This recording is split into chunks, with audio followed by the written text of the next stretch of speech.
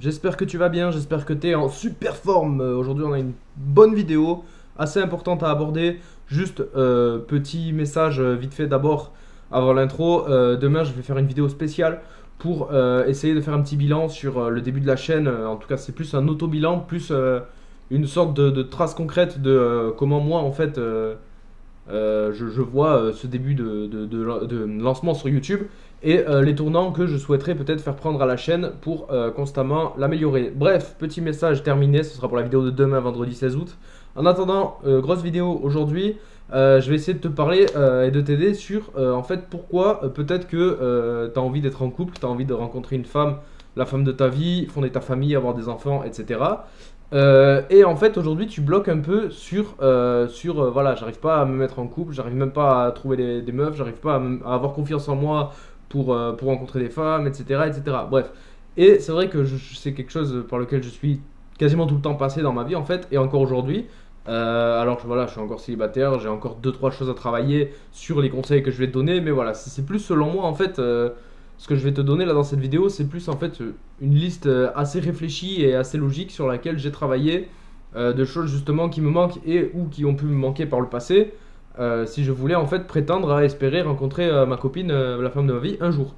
Donc ces conseils en fait, je les ai regroupés, il y a 10 gros conseils vraiment. Je pense que si tu travailles sur les 10, le fait de rencontrer ta copine ne sera qu'une question de temps.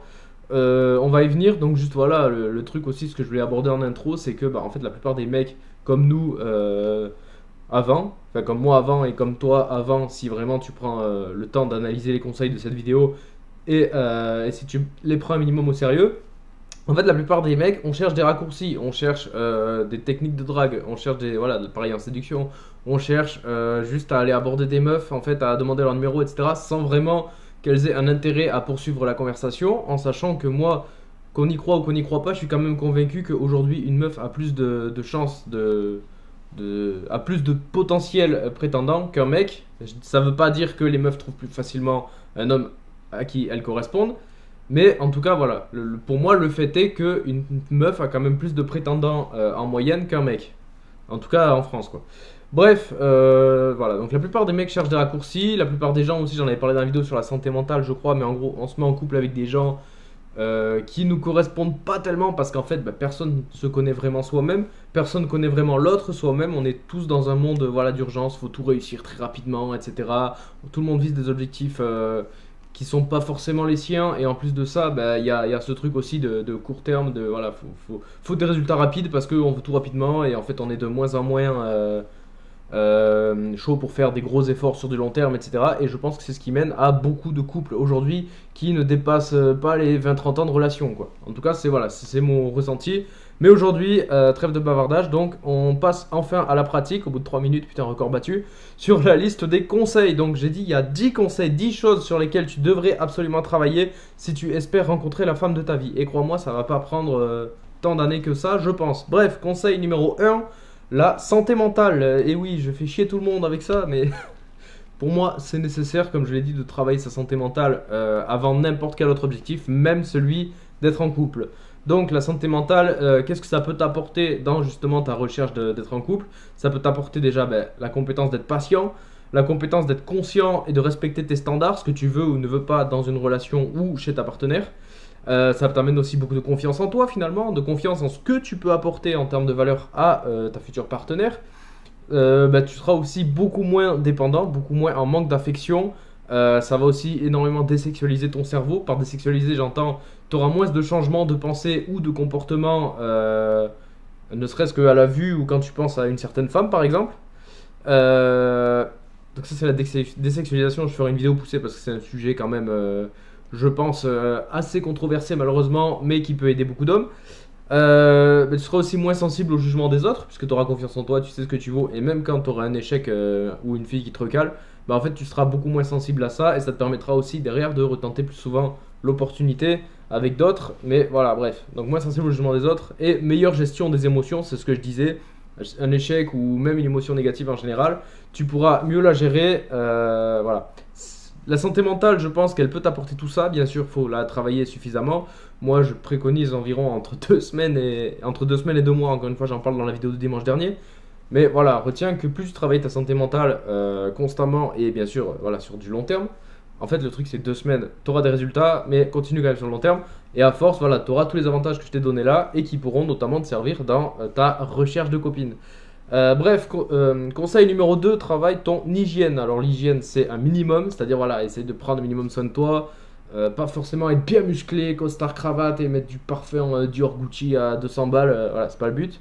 Juste un minimum prendre soin de soi, voilà, peut-être le plus important ça serait tout ce qui peut être l'apparence, pas vraiment apparence encore une fois dans le sens extrême, muscle, insta, beau gosse, costard, tout ça, juste fais en sorte qu'on ait l'impression que en fait tu fais un minimum d'efforts chaque jour pour ne pas avoir l'air d'un clochard dégueulasse. C'est juste ça.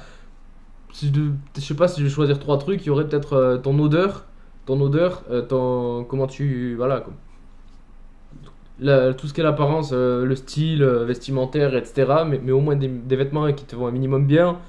Pareil pour tout ce qui est coiffure, rasage. Voilà, t'as pas besoin d'aller chez des barbeurs, des coiffeurs à 60-70 balles, etc. Moi, je sais que la barbe, là, je viens de me la tondre moi-même. La coiffure, pareil, la dernière fois, je me suis coupé les cheveux tout seul. Bon, je dis pas que ça me va super bien, etc. Mais voilà, au moins, je sais que quelqu'un qui me croise dans la rue, il voit que je fais un minimum d'efforts pour ne pas avoir l'air, comme j'ai dit, d'un dégueulasse. Voilà, et pareil, donc j'ai dit bien s'habiller, tout ça. Voilà, de manière générale, un minimum prendre soin de soi, de son apparence, de son odeur, de son hygiène. Conseil numéro 3, celui-là il est important aussi, d'ailleurs j'ai oublié de préciser, mais les plus importants en fait sont en premier dans la liste, donc santé mentale, hygiène. Et là le troisième c'est développe-toi. Donc il faut que tu aies des objectifs qui sont propres à toi. Tout le temps en fait tu travailles dessus quotidiennement de manière à avoir des occupations. En fait t'as l'air un peu d'un gars assez occupé sans en faire trop, mais genre t'es un gars occupé de manière honnête, de manière sincère pour toi. Fais pas juste semblant d'être occupé pour pas répondre aux messages des meufs ou quoi, mais genre vraiment, tu dois être un gars quand même minimum occupé tous les jours dans des choses qui vont dans ta direction. Et en fait, ce truc-là, ça te permettra déjà d'être vu comme quelqu'un d'intéressant, quelqu'un qui a des projets, des objectifs, des ambitions.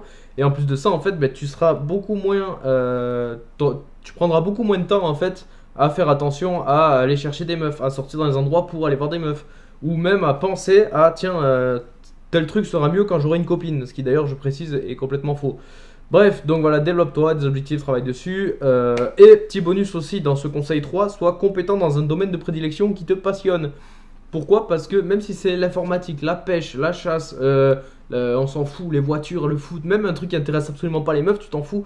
Parce que le plus important, c'est que ce soit un domaine qui fasse partie de toi, parce que c'est justement la transition avec ce point 4, c'est une personnalité forte, qu'on sache en fait que en te voyant, on sait que c'est toi, tu vois, on sait que c'est ta personnalité.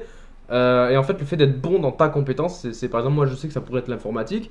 Mais voilà, peut-être que les meufs, la plupart des meufs en ont rien à carrer de l'informatique, mais peut-être que le fait que j'ai quand même un excellent niveau puisse faire en sorte que, je sais pas, peut-être un jour ma future meuf, elle va s'intéresser et peut-être que voilà, peut-être que elle va kiffer apprendre l'informatique grâce à moi. On sait pas, tu vois. Mais bref, compétences de prédilection. Donc conseil 4, personnalité forte. Essaye de trouver ce qui fait ton charisme. Peut-être voilà tout ce qui te rend unique et qui peut être vu comme certains points forts, certains trucs pareils dont on se souvient de toi. Trouve en toi ce qui peut être attirant, voilà. Mais ça peut être même des toutes petites choses, même des tout petits trucs débiles. Moi, par exemple, ici, j'ai une tache blanche sur le front. En fait, c'est un vitiligo, donc une tache sur la peau, mais qui a déteint sur la moitié de mon sourcil. Et en fait, c'est le premier truc qu'on voit chez moi. Et je sais que, potentiellement, c'est un truc, en fait, il y a peut-être des gens qui se souviennent de moi grâce à ça, tu vois. C'est-à-dire que c'est peut-être ce détail qui fait que dans la rue, on reconnaît ou pas si c'est moi. Et ce que je me dis, voilà, c'est que peut-être qu'un jour il y a une meuf qui trouvera ça stylé, tu vois. Genre, ça peut faire partie de ce que j'appelle mon charisme, c'est-à-dire ce qui fait que moi je suis unique d'un point de vue attirance par rapport à d'autres. Mais voilà, donc trouve ces trucs-là pour toi. Étape 5, tout ce qui est compétences sociales. Donc je te ferai prochainement un résumé du livre Comment se faire des amis de Dale Carnegie, qui est vraiment un indispensable en termes de compétences sociales, plus dans le mode comment gérer en fait chaque contact avec autrui. Mais en gros, de manière générale, essaye quand même d'être empathique, essaye de toujours encourager, valoriser les autres, donner, etc. Quand tu as les contacts sociaux, montre aux autres que tu les fais passer à ton niveau, pas au-dessus parce que tu manquerais de t'affirmer, et pas en dessous parce que en fait tu aurais trop d'ego et tu les prendrais de haut. Donc trouve un équilibre entre faire passer toi et l'autre à chaque contact social, voilà, et de l'empathie, comme j'ai dit, encourage, ne blâme pas, ne te plains pas des autres, etc. Je pense que c'est le message global qu'essaye de faire passer ce livre. Et comme j'ai dit, je te ferai un résumé dans une prochaine vidéo. Ça, c'était le point 5. Le point 6, développe une bonne situation, toujours pareil, un minimum, pour t'assumer financièrement et tout ce qui est transport, etc. De manière générale, une bonne situation de vie. Parce que, j'en avais parlé dans la vidéo de lundi sur les entre-deux, peut-être que la plupart des meufs s'en foutent complet, que tu sois millionnaire, milliardaire, Elon Musk, ce que tu veux. Mais je pense qu'il y en a quand même pas mal qui cherchent un peu ce critère qu'on peut définir d'assez masculin quand même chez un homme. Ce truc en fait qui puisse se débrouiller tout seul dans la plupart des situations de la vie. Un mec qui s'assume financièrement, voilà, un mec qui peut se déplacer tout seul. Peut-être que oui, de temps en temps il aura besoin d'aide, mais la plupart du temps en fait il trouve des solutions avant de demander de l'aide. Alors voilà, un minimum encore une fois, un minimum. Peut-être qu'aujourd'hui t'as pas le permis, peut-être que t'as pas les moyens de t'acheter une petite voiture, peut-être que, je sais pas, peut-être que t'as pas de logement, peut-être que t'as, voilà, peut-être tu vis chez tes parents, peu importe, mais un minimum, tu vois. Le but c'est que, en fait, l'idée derrière ça, c'est pas de dire ouais, moi les meufs elles veulent juste un gars qui est riche ou de toute façon, si j'ai pas le permis, si j'ai pas de logement, etc., ça passera pas. C'est pas ça le but. Le but premier derrière ce conseil, je pense, c'est surtout en fait que la meuf, elle puisse elle puisse voir en fait que dans la plupart des circonstances, le mec il dépendra pas d'elle. C'est surtout ça en fait. Mais en soi, t'es pas obligé d'avoir le permis ou être propriétaire d'un logement ou quoi. Juste en fait, je pense même si t'es SDF ou quoi, ça peut peut-être passer tant qu'en fait la meuf elle sait que tu vas pas tout le temps dépendre d'elle pour des petites choses du quotidien. Pour moi, c'est plus ça qu'il faut viser. Bref, conseil numéro 7, pardon. Un minimum de masculinité et de courage dans ta vie, j'en ai parlé dans les différents points vite fait, mais en gros, d'ailleurs il y a peut-être une vidéo là-dessus, mais voilà, masculinité, courage, voilà, essayer de bien gérer les conflits sociaux, un minimum peut-être de self-défense aussi. Je précise que quand je parle et quand je parlerai de tout ce qui est self-défense, etc. dans la chaîne, c'est pas vraiment savoir faire des sports de combat, savoir buter un gars et qui agresse ta meuf dans la rue, etc. C'est plus en fait dans ce truc de, si jamais un gars te fait vraiment chier de manière violente, bah en fait, de sentir dans ta tête cette sérénité que tu sais qu'à tout moment tu peux le dégommer, même si tu vas pas forcément le faire, tu vois. Le but c'est ça. Le but c'est, genre, je sais pas, imaginons, t'es avec ta meuf dans la rue, il y a un gars qui l'agresse, bon, s'il est pas armé, tu sais, voilà, il y a un gars qui l'agresse, bah en fait, toi, le meilleur comportement, le meilleur truc que tu puisses faire, la meilleure sensation que tu puisses avoir en tant qu'homme, c'est d'aller voir le mec et de lui dire un truc genre écoute mon petit gars, tu vas passer ton chemin, tu te barres, bah, je sais pas, tu sais, je prends un exemple, mais une voix un peu style film, non je rigole, mais genre tu lui dis je sais pas, écoute tu te barres, voilà, j'ai pas ton temps à perdre alors tu dégages, des trucs comme ça tu vois, mais dans ta tête à ce moment là tu sais que à tout moment tu peux lui mettre une baigne et il y a les pompiers qui arrivent dans 10 minutes quoi. Donc voilà, et c'est ça en fait, c'est en gros c'est savoir que tu peux vraiment corriger le mec de manière violente, mais sans vraiment le faire. Ça, je pense, c'est une bonne preuve de masculinité. Et les meufs en général, je pense qu'il y en a pas mal quand même qui aiment bien ce truc. Même si c'est pas un truc indispensable, c'est pour ça que je l'ai mis qu'en 7ème, mais voilà, je pense que ça peut quand même être utile. En 8, oui, je fais 8 là. Mais la caméra en miroir, c'est pas facile, mais fréquente les endroits, donc que ce soit des endroits physiques ou en ligne, qui semblent plus adaptés aux personnes comme toi. Ça, c'est vraiment quand tu as déjà travaillé les 7 autres points, même les 9-10 d'ailleurs, qu'on va aborder tout à l'heure. Mais en gros, arrête de fréquenter les endroits standards, mainstream, type les boîtes de nuit, les bars dansants, les trucs où tout le monde va, mais où il n'y a pas forcément des gens faits pour toi, surtout si tu es introverti, etc. Ou de manière générale, les endroits avec des addictions, par exemple les boîtes de nuit pour tout ce qui est alcool, etc. Ou coucher tard, si tu es vraiment un gars pour qui la santé c'est incroyable, c'est primordial. Ben, en fait, ça ne va surtout pas dans les boîtes de nuit, les fêtes de village, les trucs où on se bourre la gueule, on se couche super tard et en fait on est crevé. Voilà, ben, peut-être à la place va dans des salles de sport, des bibliothèques, des choses, des endroits où on se développe, où on apprend des choses.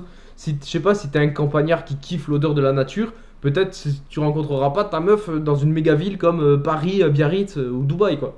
Bref, voilà, donc de manière générale, et même pour les sites d'ailleurs, si tu veux vraiment, si pour toi t'es pas du tout dans ce délire de se montrer pour se comparer aux autres et montrer ses abdos, ses photos torse nu à la plage et tout, et que t'as envie que ta meuf soit un peu pareil, bah en fait ne va pas la chercher sur Insta, tu vois, ou alors prends une meuf qui a genre 4 photos d'elle de 2015 et 6 abonnés.